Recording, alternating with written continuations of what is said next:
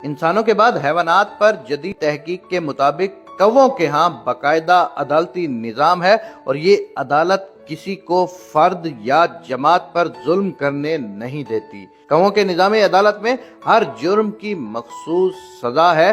جیسے کوے کے بچے چوزے سے کھانا چھیننے کی سزا یہ ہے کہ کووں کا ایک گروپ اکٹھا ہو کر کھانا چھیننے والے کے پر نوچتے ہیں، یہاں تک کہ وہ بھی بچے کی طرح اڑ نہیں پاتا۔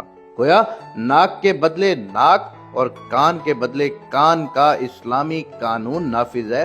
اسی طرح گھونسلہ خراب کرنے، اس کو گرانے یا اس پر قبضہ کرنے کی سزا یہ ہے کہ کووں کی ایک جماعت مجرم کو وہ گھونسلہ دوبارہ بنانے پر مجبور کرتی ہے، یعنی بالکل اسلامی قانون ہے۔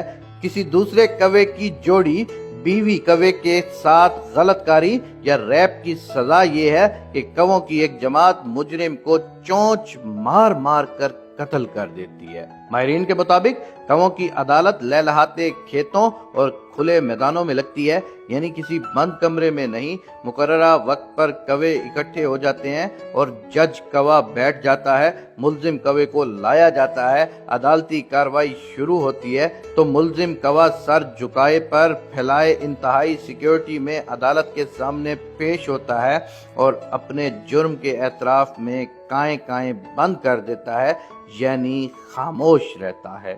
جب عدالت کسی کوے کو سزائے موت سناتی ہے تو سیکیورٹی پر مامور کوے اس مجرم پر حملہ آور ہوتے ہیں اور چونچ مار مار کر اس کو قتل کر دیتے ہیں۔ اس کے بعد ایک کوا اس کو اپنی چونچ سے اٹھا لیتا ہے اور اس کو دفنانے کے لیے لے جاتے ہیں، پھر اس کے جسم کے برابر قبر کھود کر اس کو دفناتے ہیں اور مکمل احترام سے اس پر مٹی ڈال کر دفناتے ہیں۔ یوں کووں کو اللہ کا عدل معلوم ہے اور انہوں نے اس کو نافذ کیا ہوا ہے، مگر افسوس انسانوں پر جو اللہ کے قانون کی بجائے خود ساختہ قوانین کے ذریعے حکومت کرتا ہے۔ اسی لیے اللہ تعالیٰ نے فرمایا کہ زمانے کی قسم انسان نقصان میں ہے۔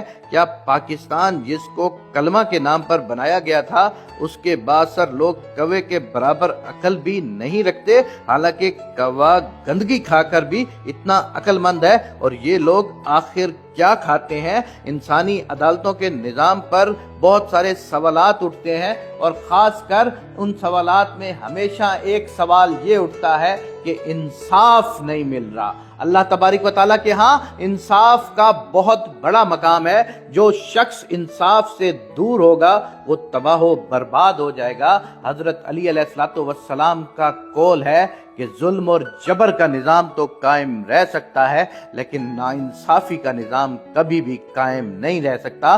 سو عدل بہت بڑی چیز ہے۔ آؤ مل کر اللہ تبارک و تعالیٰ سے یہ دعا کرتے ہیں کہ میرے پاک پروردگار، جس طرح کووں تک کے اندر ایک عدالتی نظام موجود ہے اور وہ انصاف کرتے ہیں، میرے پاک پروردگار پاکستان اور اسلامی دنیا پر بھی ایسے حکمران نافذ فرما کہ جو عدل کرتے ہوں، ایسے جج نافذ فرما جو عدل کرتے ہوں، ایسے لوگ افسر ہم پر نازل فرما جو عدل کرتے ہوں۔ میرے پاک اللہ پاکستان کو دن دگنی اور رات چگنی ترقی عنایت فرما۔